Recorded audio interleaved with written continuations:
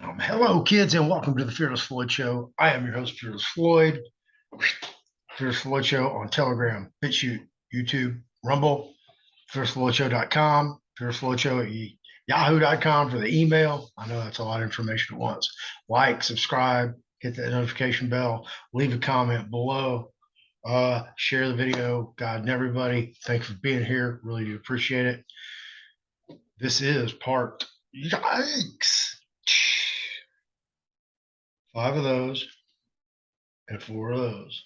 Part 9. Wow, already at part 9. That's crazy. Okay, part 9 with Ann LeFlore on trust. That's what we're going to talk about. Also, I've been working on the website like I told y'all that I was going to do, that I promised. It took me so long to finally get finished. Of course, it's not right there at the... Yeah, there we go.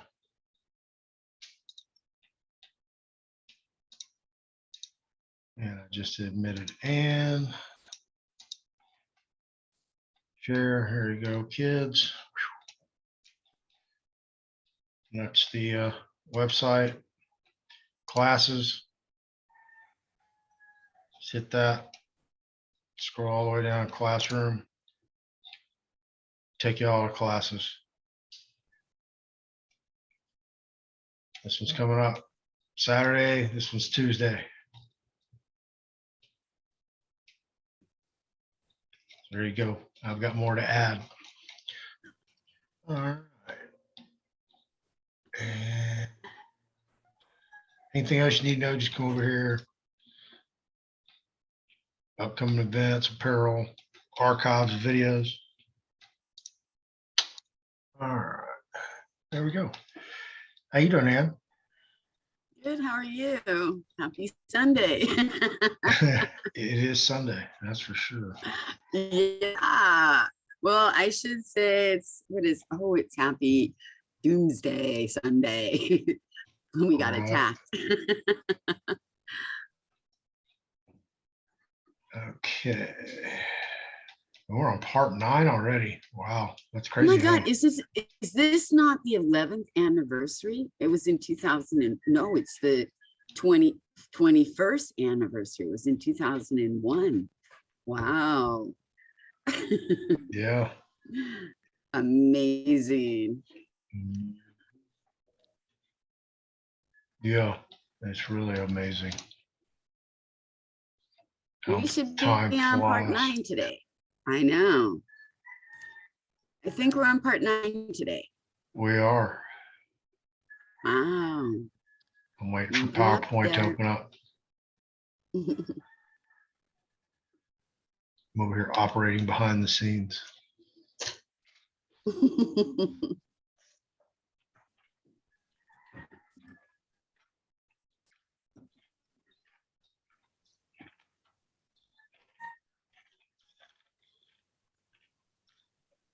Guys, I love my roosters, don't you?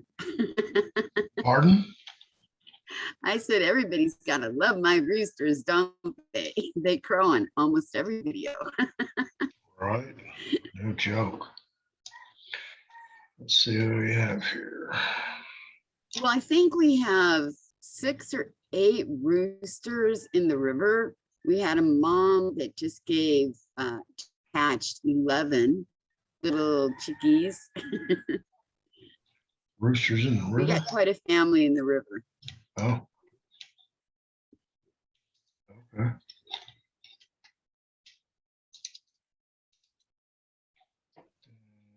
Let me just add notes here. Where did that come from?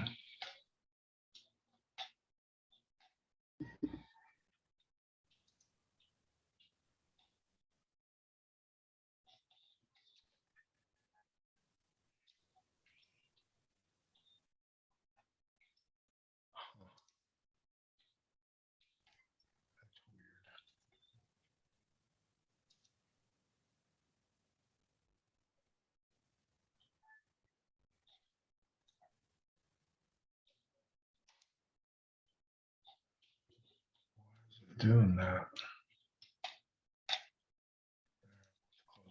Oh, that's part 9.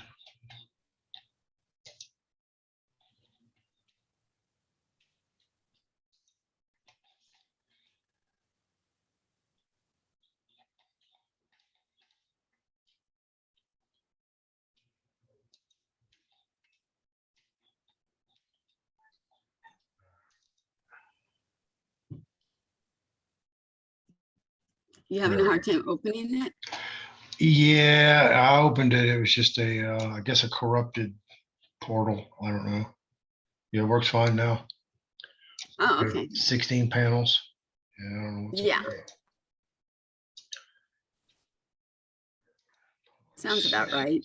Okay. Trying Yeah, to keep them between 15 to 19, maybe 20 at the most. right. Okay. Makes it a little easier to digest.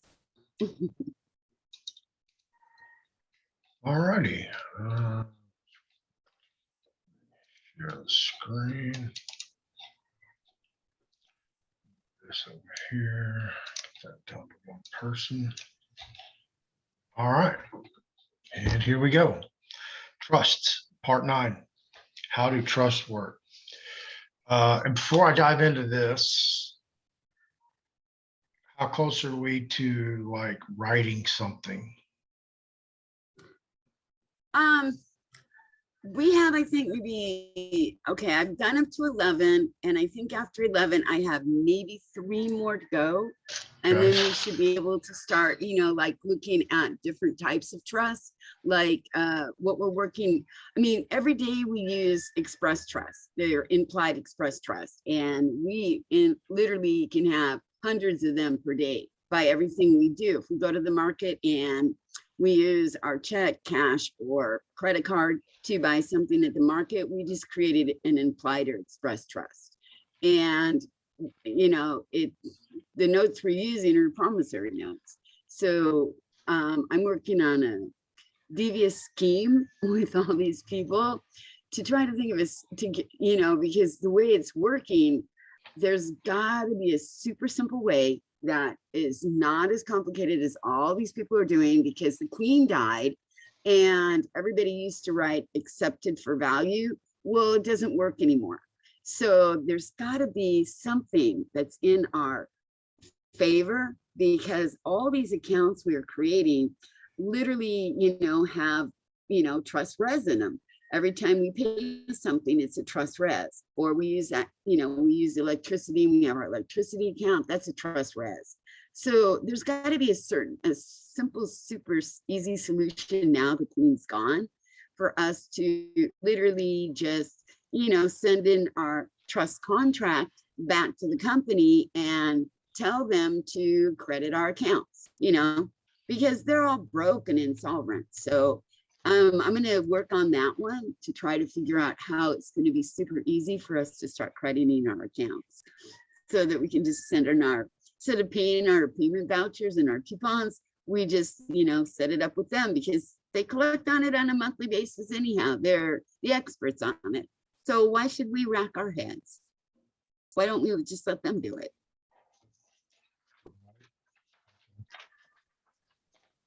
All right. Let's get started. Panel 2. Before we can continue on with court cases or even setting up our own trusts, we need to know how trusts work. Understanding the basics of the trust is the first step in knowing how all these trusts have worked from the beginning. There are so many different types of trusts, and we must first realize the basis of all trust. Trusts are always created in the same way. There is a property interest held by one or more people called trustees. There is a grantor of the trust and the beneficiaries of the trust. Okay, so basically we are all the grantors and we assign who our trustees are. So for example, in an express trust, which are these small trusts we have on a daily basis, we're the grantor and we can assign a trustee, we can be the trustee, but we shouldn't be the beneficiary. And I'll be honest with you, we benefit from the trust no matter what. But the reason I'm saying we shouldn't be the beneficiary is because in any trust and you're named the beneficiary, you're literally waiting for that person to die to receive the benefits, or you're waiting for somebody to hand you something. So it's kind of better if you try to, you know, take care of the trust yourself, because who better to trust than yourself? That's my opinion. So we got to think about that. So when we're writing our trust, we have to think about it. We have revocable trust. These are a living trust. And then we have irrevocable trust. Okay, let's get it out of the mouth. Irrevocable trust. And these are trusts we write, we cannot touch, you know, and we cannot be the trustee or the beneficiaries of those trusts. When we set up those, we have to choose who we want. So, and that's only just setting on a small amount of trusts. There's hundreds of them out there, all kinds. Nonprofit trusts, corporation trusts. I mean, they set up trusts for everything they do. Yep. Absolutely. All right, panel 3. The settlor of the trust will ask another person to be the trustee of their trust. The settlor creates the trust and assigns the trustee to handle the trust for the benefit of a third party they have named as a beneficiary of their trust. The creation of any trust is based on the classification that is applied when creating this trust. Trusts are created by the act of a party, of a settlor or grantor, or by operation of law. Trusts are normally divided into 2 types of trust: express or implied. Okay, the express and implied trust. Contracts that we sign, you know, with different companies, they call them express or implied, but actually they're implied because we were never asked to, you know, be anything. We just, when we signed our signature, we automatically became the grantor. Express trust can be a lot of different kinds of trust, like the living trust, irrevocable trust. Many people call them express trust, but I think they actually honestly fall into another category, because on a daily basis, when we make contracts with people, for example, I have an express contract with, you know, doing videos, or an express contract with teaching classes. And I don't need all this stuff written out. So it's a contract that we can make verbally. That's one way to create a trust. Or another way is we spell it all out on paper. Okay. Panel 4. Creating our trust. Trusts created by a party are either implied or expressed. They can be either oral or written. However, a trust that is created by an act of law is different. These trusts are either resulting or constructive. The difference between the express and implied trust is simple. In an express trust, the party of the trust states the trust is either orally or written.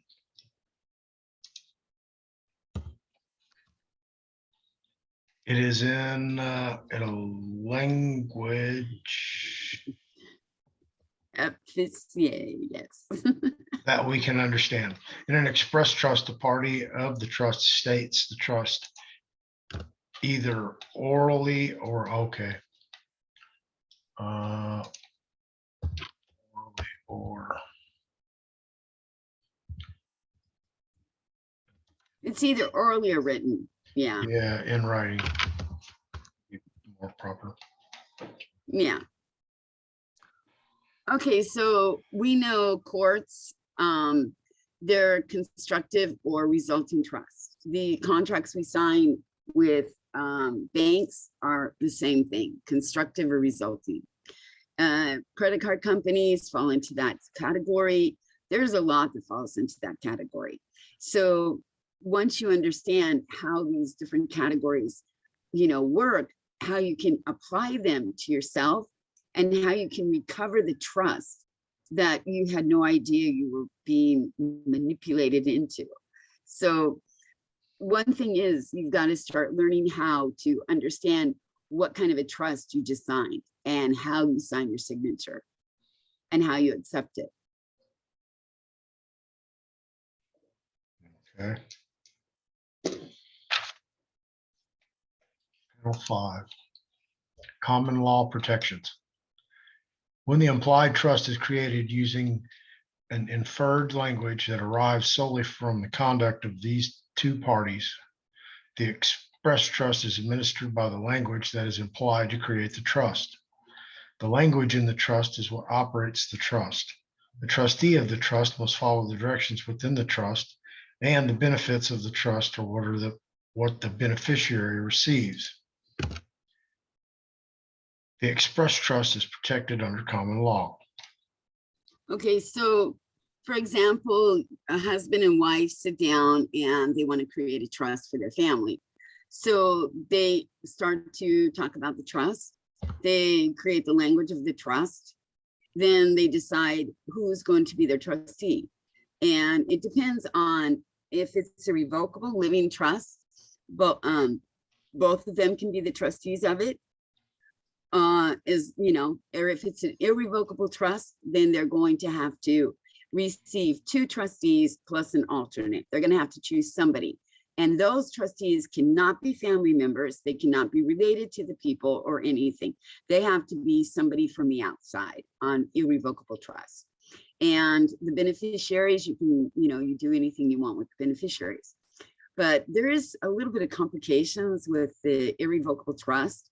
A lot of people say once it's written, you shouldn't, it's not broke. I mean, you can't change it. You can't do this. I haven't really dug that deep into it, but I know that they're pretty tight, those irrevocable trusts. Right now, I think it's really easier for a lot of us to work with the express trust or the revocable trust, because in revocable trust, it's easier for us to move stuff around, so like if we're working on a job, we can set it up in a revocable trust that our trust has a bank account, and that as a grantor, we're going to grant our trust X number of dollars over a period of X number of years from our pay, from our account, from our work. And so we can set that up where our paychecks go into our trust. And then that gives the access of our paychecks to the trustee to run the trust business. So there's a lot of benefits to it, and there's a lot of perks that go with these trusts. Okay.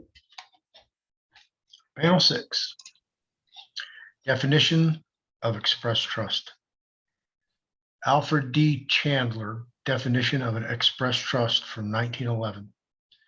Put the legal estate entirely in one or more persons, while others have a beneficial interest in and out of the same, but are neither partners nor agents. This simple, adequate common law right any person or group of persons, sui juris, may exercise, the trustees issuing certificates of beneficial interest divided into shares, as well as issuing bonds and other obligations as freely as they open a bank account, have a passbook, and draw and circulate checks, or make whatever contractual relations are allowed to a person as a natural right. See, he came up with one of the best definitions that anybody had really ever come up with in trust. And if we look at it, everything since the very beginning has been trust. It's just how you operate inside of trust. And literally corporations, they say you can't be a person. Well, they've manipulated the word person since 1911. Now, if you look up persons in the law dictionary or whatever, they call persons corporations. It used to never be like that. Never. Now it is. So this definition is a little bit obsolete, but once we get rid of this corporation mess, hopefully, because the Queen died, we're we're going to see a whole new set of laws coming out, because, you know, the crown was, you know, the lawmakers. And we know the Vatican is the birth certificate keepers, and we know DC is the financial situation. So the three of them have been set up for eons and eons. So now there's going to be a whole new set of laws, regulations, rules, how they're going to do it. So they're, you know, like looking at how are we going to do it now?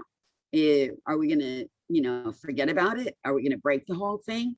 And what's interesting to me is the Vatican announced that everybody's got to return their money to the Vatican between the 1st and the 30th of September. Why is the Vatican recovering all the money from the banks and everything? You know, all the gold, the banks, the certificates, the bonds. They're asking everybody to return everything to the Vatican. So this is going to be an interesting month, guys. So hold on. We're going to see some big changes. We're going to see some different ways to do things. And it's going to be very interesting with trust, because we're still going to need the trust. It's not going to disappear. It's just going to be, I think, a lot easier for us to understand them and use them. And instead of using fiat, we use our credits every month. It's a prediction.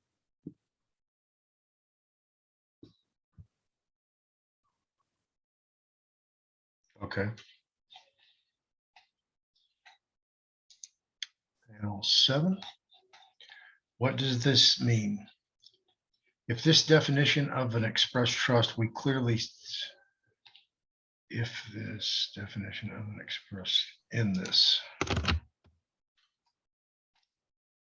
we clearly see it is not merely a property interest that is held by one person for the benefit of another, and it is not merely a basic trust. So I'm going to repeat that. In this definition of an express trust, we clearly see it is not merely a property interest that is held by one person for the benefit of another, and it is not merely a basic trust. Correct.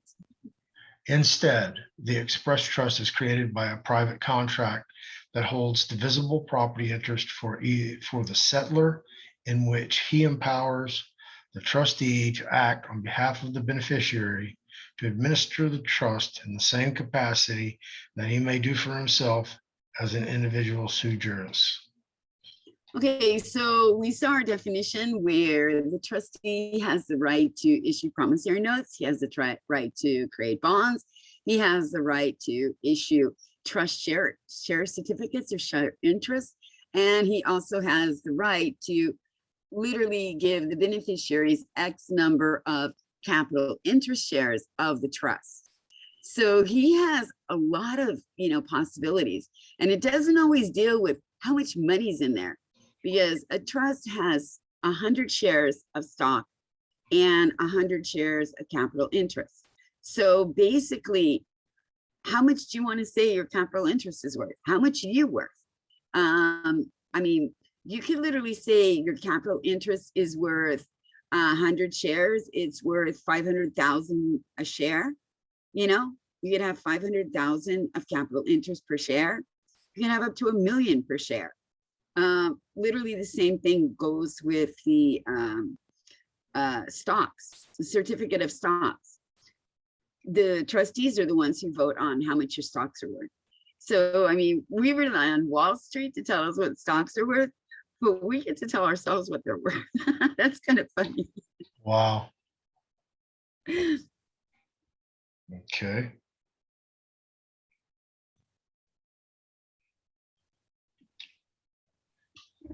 Panel 8.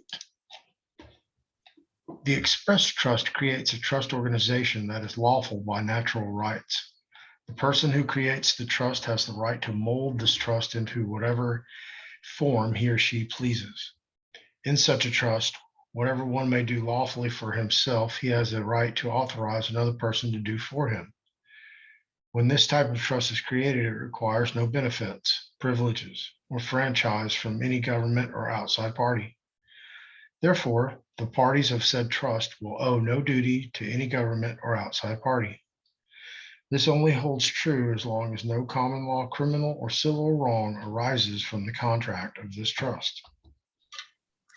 So basically, we are protected because we're not allowing any outside party to give us benefits anymore. We have our own benefits because we're the grantors of everything. Our energy is our benefits. Our energy is our credit. This is how the world is running right now. It's running off of us. All of our energy, our expressed energy, or everything we do. We go to work on a daily basis. We do all kinds of stuff. The energy that we produce is what these governments are living off of. And they've turned our energy into fiat currency, money, whatever. It's kind of like a manipulation of all kinds of different things. It's pretty sick what they've done to it. And it's really deep too. And you're just like wondering, and now they have us in this mindset that, oh, we have to have money. Well, we have credit. Our credit is more than the money we would ever make in our lives. So in these trusts, we get to live on our credits. We don't have to live on money anymore. What did you just say? Live on what? We won't have to live on money anymore. We'll be living on our credits. Seriously, we will be living on our credits. Man, did you just kick the hornet's nest? Okay. All right. Panel 9. Well, do you want me to lie and say, no, we got to still work our butts off? I mean, got to tell the truth sometime. Okay. That's it. All ready? Panel 9. If the trust is written and constructed correctly, the trust is given all the common law protections that are normally given to private contracts. When creating an express trust, it is necessary that all parties are truly acting as sui juris or in the pure, unadulterated common law right. This means when you write up your trust, you cannot grant any outside party a vested interest in this trust. You do not want to associate or give any benefit to an outside party that will allow this party to have a vested interest in your trust. Once you do this, your trust has acquired a third-party overseer. Okay, so what that means is, like, I have my trust, and a company comes in and they want to buy part of my trust for me, or they want to have an interest in my trust, or they're asking me, well, can you give me some capital interest? I will give you this much of the company if you will give me this much of your capital interest. It's like if I was working with Floyd and Floyd wanted my trust, or he wanted to be part of my trust, and Floyd offered me 20% of his company if I would give him 30% of capital interest in my trust. And I would say, okay, is that going to benefit me? But no, then I am giving somebody else 30% of my trust. And that means I brought in a third party. So that shouldn't be happening. Maybe corporations do it. Corporations do stuff like that constantly. But in a personal trust, you shouldn't try to operate it like a corporation. You should operate it for your family, for your personal belongings, for your personal interests, your personal energy, and your personal credits. All right. Panel 10. How to declare your trust. The trust instrument is the declaration of the trust. This is what constitutes a trust exists. Trust law states that no technical expressions are required to create a valid declaration of your trust. Your trust declaration just has to be clear, and your intentions to create this trust must be expressed in a simple language that people can easily understand. The truth is created from some sort of benefit that is best carried out in the form of the trust. Okay, so we don't need to be lawyers. We don't need to be rocket scientists. We don't need to be mathematicians. We don't need to be anything except ourselves.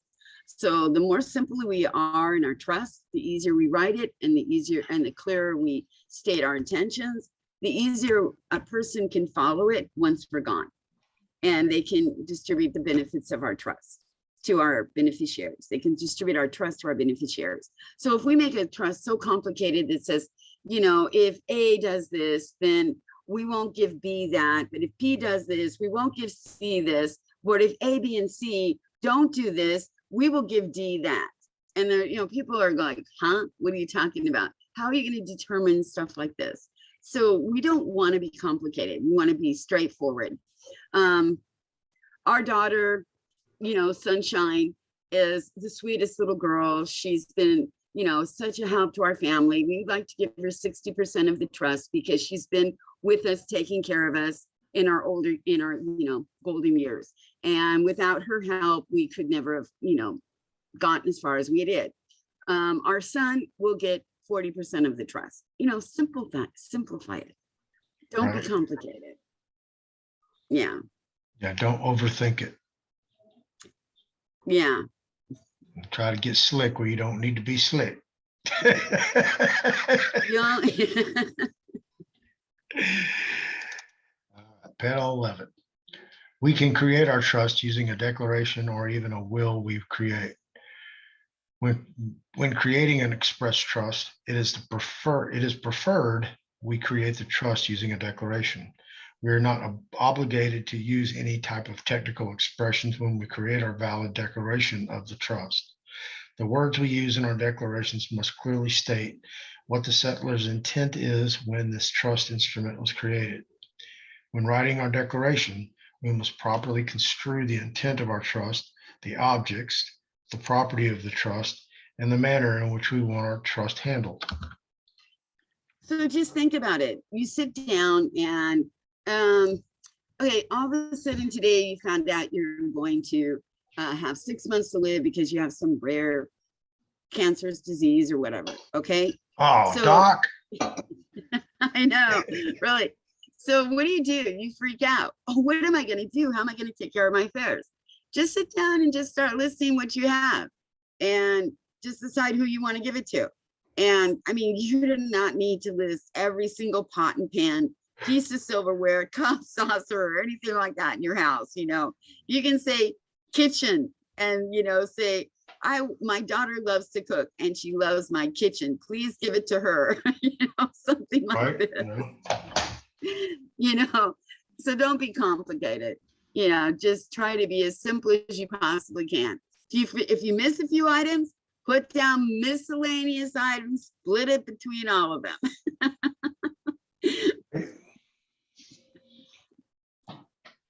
No joke. Okay, panel 12. When we write the declaration, the items and provision that we write in the trust will establish the entire contractual arrangement of the trust. Here, we will need to identify the position of each party in the trust, the name of the trust, the jurisdiction and status of what the administration duties are for the trust. Once we have established the trust, the courts of equity will fully support our trust by the principles we identified that equity compels performance. We have just established a distinct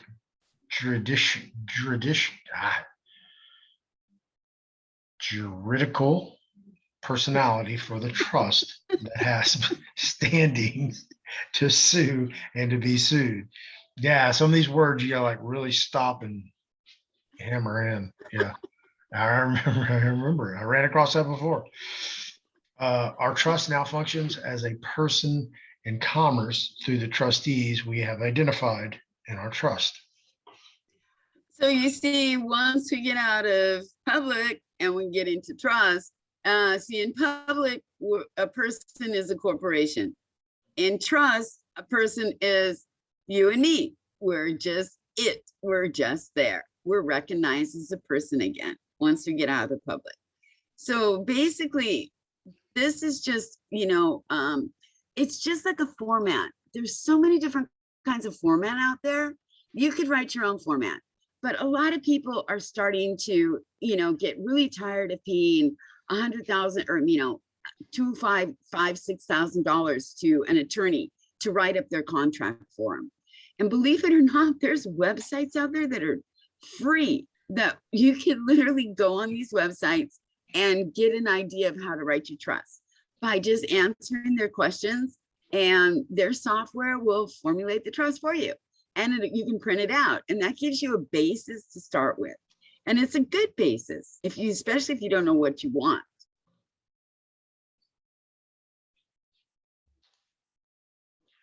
Okay.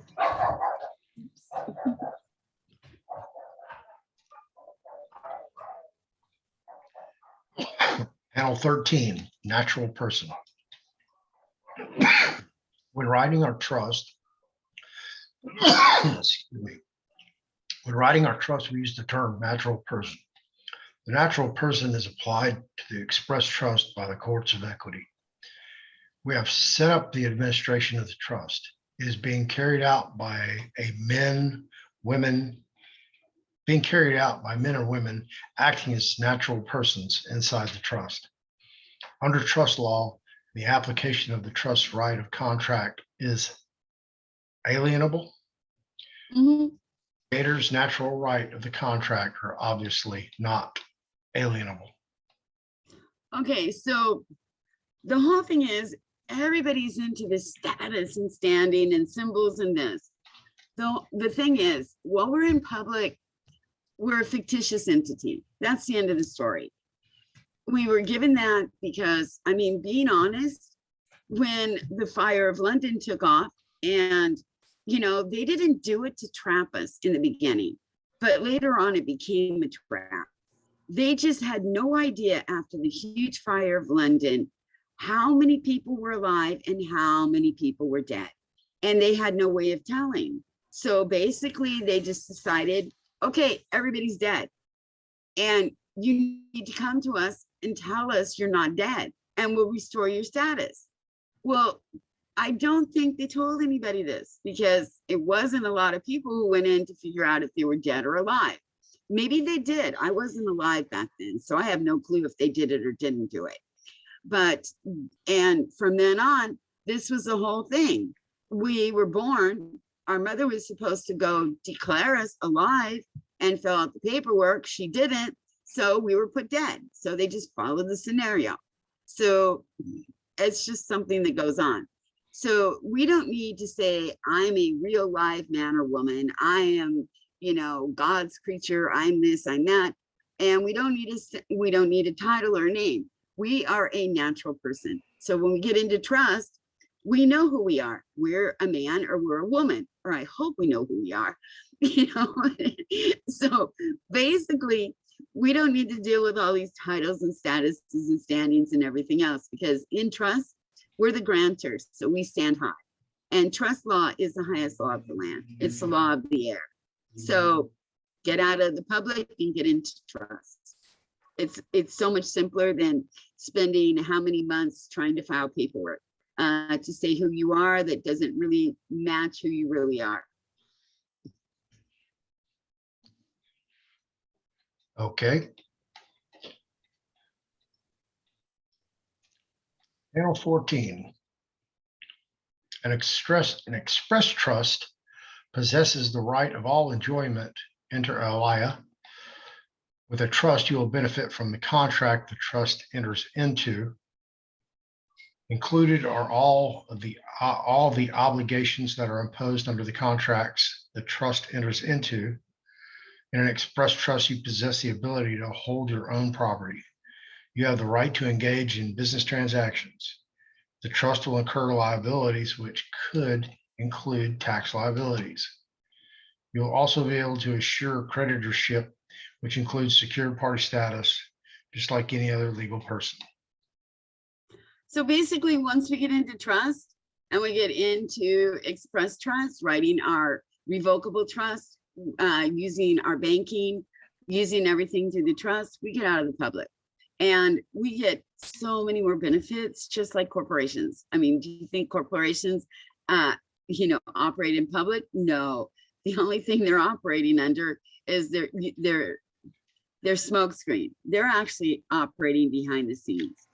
Every single company around and every single business around that does with the governments and huge, gigantic corporations operate in trust. They've got it all set up. Right. Yeah. So set up your layers. Own. Yeah. And their trusts are so complicated. They'll have one irrevocable trust. And then if they have a division of, so, like one farming division over here. Oh, well, that's a trust that goes inside this layer. Oh, now we're going to, get a fleet of cars. Oh, that's another trust. It goes in this layer. Oh, now we need boats. Okay, that's another trust. It goes in this layer.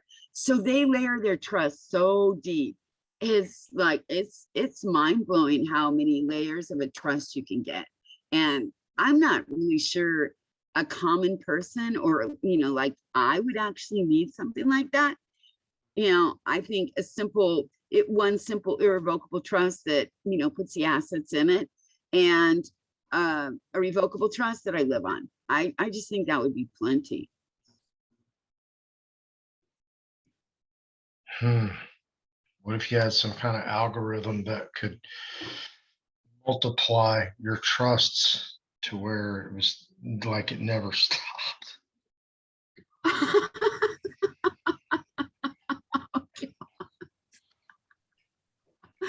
Okay, Floyd, let's create an algorithm, and we'll plug in some, numbers and figures, and we'll see how many trusts we can create with this algorithm that would actually be viable trusts that would bring us in, viable agents.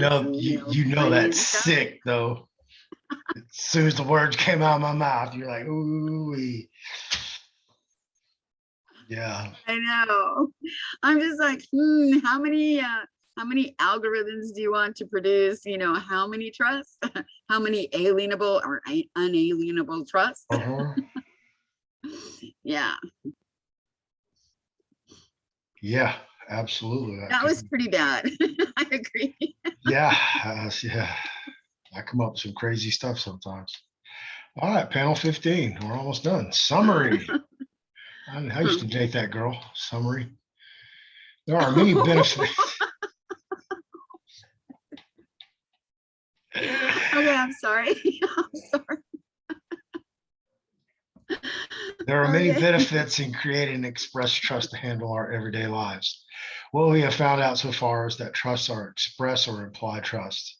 We can declare and express our own trusts. Courts will assign trusts to us, which are usually implied trusts. It is best to establish our own trust to handle our everyday lives and our affairs. Okay, so next time if you date a summary on this one, who do you want to date next? Do you want to date Dummery, or you never mind, forget it. You just like lost my thought when you said I dated her once.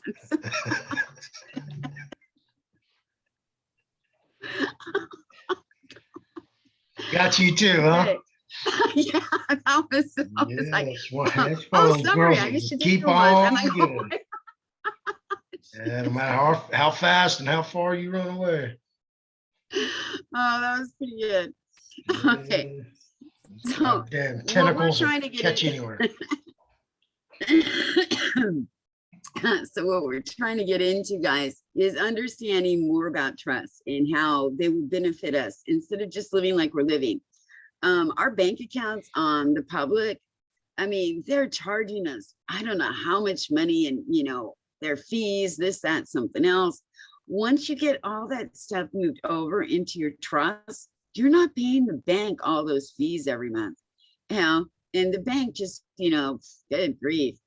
And then on top of it, you can like really control your trust. So there's a lot of scenarios out there. If you want to open up your own bank account, there's a guy who went into the bank one time and he put the C copyright behind his name, and they refused to allow him to open a bank account with that. He had to remove it. Yep. So then he added stipulations to his bank account. Will this account be protected if somebody comes in and tries to, take money from my account? Well, you need the stipulation. Okay, I'm putting that in. And what happens if this happens? I'll put the stipulation in. So he had a bank account that was so many stipulations in it, it was absolutely airtight. And what happened is he was divorced and his ex-wife had a credit card. So a lawyer came into the bank to try to get money out of his account to pay his ex-wife's credit card. And the bank couldn't give it to him because he had that much airtight stipulations in his bank account. So trusts do the same thing. we set them up and we protect ourselves. So we need to think about this. Okay. All right. And to summarize the summarization, when we create an express trust, we can move all our property into the trust. If we own a home, well, good luck with that, a car, or anything else, we can identify all of these items as trust property, or the res. We will assign the trustee to take care of all these items. When a trustee travels for trust business, he or she will be driving the car that is registered to the trust, or van, or whatever. Motorhome, motorcycle, yeah, Whatever, spaceship, whatever. Uh-huh. Yeah. When a trustee needs new clothes, food, or pay a current electric bill or water bill, it will be paid from the trust because the property the trustee is taking care of is trust property. Now, let me kind of stop you guys because like that works, but everything has to be transferred over into the trust. Mm-hmm. So that account, Exactly. yeah, that account that's in your name now, Mhm. which is probably a bastardization of your name anyway, and not you, that has to be disconnected and reestablished as a trust, as a real deal Correct. trust, Mm-hmm. because it puts you in a So different basically, level. yeah. So basically, what I'm seeing here is, as a trustee and the grantor needs food, or you need to be taken care of because that's a stipulation in the trust. The trust takes care of the trustee, the trust takes care of the grantor and the beneficiaries. So these are stipulations you have to look at when you're writing your trust. So if my trust says that if in my stipulation, the trustee needs food, or he needs clothing, or he needs to, have a car for trust business, it's all written in my trust stipulations. But once the trustee takes the funds from the trust to go out and purchase these things, he literally has to transfer every single thing into the trust. So it's like everybody says, own nothing and be happy. We own nothing and we are extremely happy because everything belongs to our trust and we benefit 100% from it. Now, I need to go have a talk with my trust then.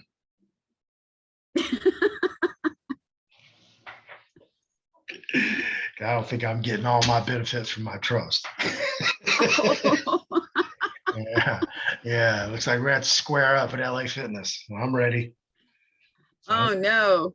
Yeah, me and my trust. Well, yeah.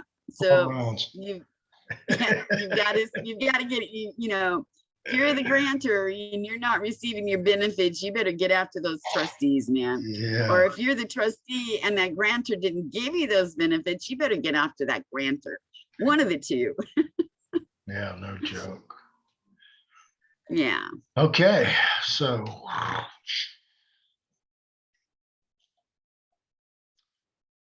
basically that's it. See, I'm trying to break it down in segments, guys, because this is so deep and so complicated, especially, because there's so much out there. And I mean, I see it on, chats constantly. I see everybody on chats. When you have a problem, cry beneficiary. And I mean, it's like cry beneficiary. I shouldn't have put it that way, but it's like, oh, when you're walking into a court or you are having a foreclosure on you or something like this, tell them you're the beneficiary. And I don't see it. I mean, I'm sorry, I'll be honest with you guys, I do not see it. As a beneficiary, you have no say so in anything at all in a trust, unless one thing, the trustee fails to do his trust duties. Then as a beneficiary, you have an equitable title interest in the trust. That's it, an equitable title interest. You can enforce that equitable title interest into the trust if the trustee is not performing his trust duties. Other than that, you are just basically supposed to sit back, monitor the trust, see how the trust is going. If the trustee is stealing money, you can, bring it up. You can make them produce, records, because you're the beneficiary. He's supposed to protect you. And that's about what you can do as a beneficiary. Now, as a trustee, I mean, especially in a lot of cases, especially for foreclosure cases, you create a trust for that foreclosure you're in. Do not be the beneficiary, guys. Why in the world would you allow somebody else to dictate to you how the outcome of your home is going to be done? Why don't you dictate your own outcome by being a trustee? And everybody's like, oh, we're told never to be the trustee. Guys, you know what? In these cases, a trustee has so much power because, number one, you are the trust protector. So are you going to allow the court to be your trust protector? Do you think they're going to protect your trust in your best interest? No, just allow the court to be the beneficiary, okay? Because then they only get what you give them in the end. And until you die, they don't get anything. So, and you can always remove them whenever you want. You can remove them. Remember, it's an irrevocable trust and you can change it anytime you want. So be the trustee, tell them what's going on and give them their benefits. So when you're no longer here, they'll receive them. So, and before you do die, you can always change your benefits so they get nothing. It's just the way it goes. Right. Okay.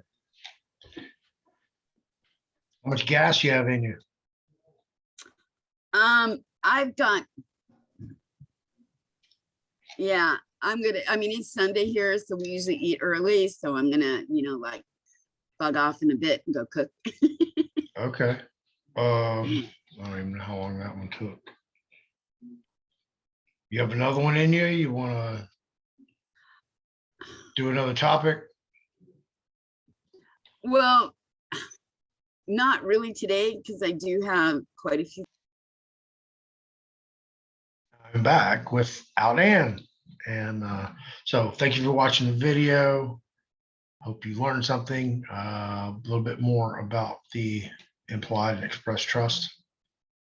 We're going to be diving into this stuff real quick to start writing your own stuff out. So by the time we get to where you're supposed to be, you'll really comprehend what you're doing and what you should be doing.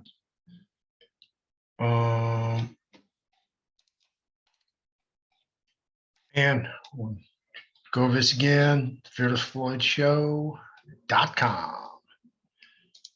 Click over here, you can go to the home. This is the team. Just a little bio on everybody.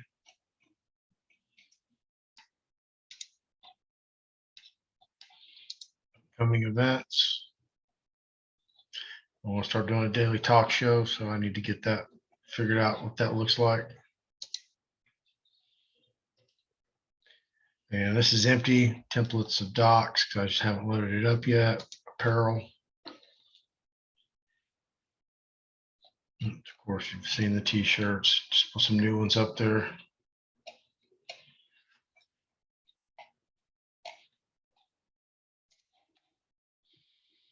License plates. I don't know what those are.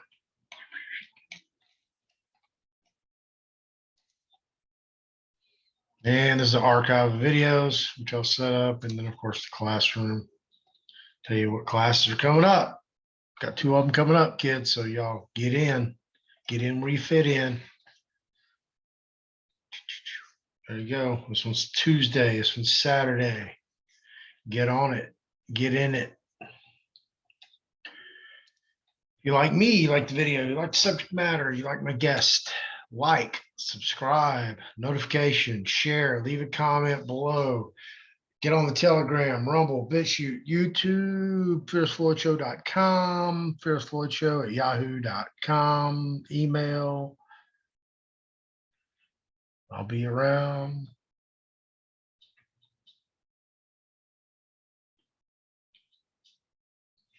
I don't know. I'm just messing with you guys.